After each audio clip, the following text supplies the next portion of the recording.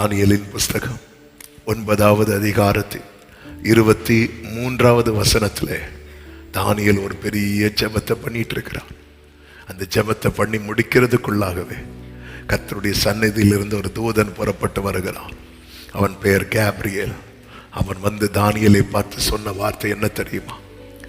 நீ மிகவும் பிரியமானவன், ஆதலால் நீ வேண்டிக் கொள்ள தொடங்கின போதே, ஆண்டவரே அவன் என்ன ஜெபம் பண்றான்னு கேளுங்கப்பா, அதெல்லாம் எனக்கு தெரியாது, அவன் எனக்கு ரொம்ப பிரியமானவன், அதனால அவன் ஏதோ கேட்க வாயை திறக்கிறான், ரெடி போடு. ஹல்லேலூயா. அப்ப பிரேயரை விட பர்சன் ரொம்ப முக்கியம். ஆமே. அப்போ என் பிரேயருக்கு பதில் வரணும்னா ஆமே ஆமே நான் எப்படி இருக்கிற ஆண்டவருக்கு முன்னாடி, இது ரொம்ப முக்கியம்.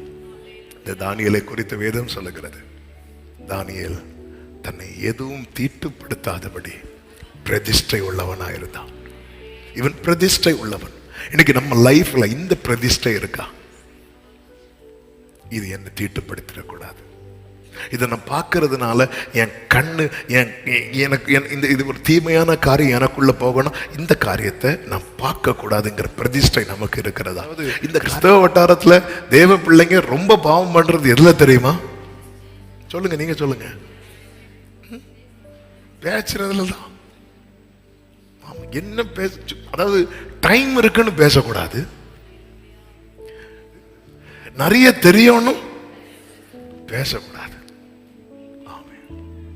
எங்க என்ன பேசணும்? நம்முடைய பேச்சு எப்படிப்பட்டதா இருக்கணும்னா பக்தி விருத்திக்கு ஏது. ஏன்னா கர்த்தருக்கு பயந்தவர்கள் ஒருவரோடு ஒருவர் பேசிக்கொள்வதை கர்த்தர் எப்படி கேட்பாரா? கவனித்து கேட்பார்.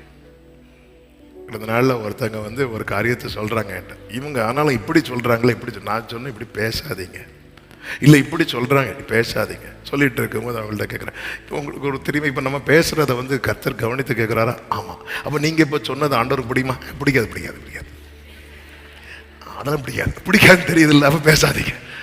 இப்போ நீங்கள் சொன்ன விஷயம் இருக்குல்ல, உங்கள் சைடு நியாயம், ஓகே. ஆண்டவருக்கு இது பிடிக்குமா? அதெல்லாம் பிடிக்காது. எல்லாம் தெரியும், தெரியாமல் ஒன்றும் கிடையாது, எல்லாமே நமக்கு தெரியும். வேண்டாம், எதுக்கு இதை பேசணும்? தாவீது சொல்ல, நான் நலமும் பேசாம அமைதியா இருந்தேன். ஏன் தாவீது இப்படி இருக்கீங்க கேட்டா சொல்லுவார், நான் உமக்கு பிரியமானதை செய்ய விரும்புறேன். நீங்க அமைதியா இருக்கிறதை கர்த்தர் கிரியையாக பார்ப்பார்.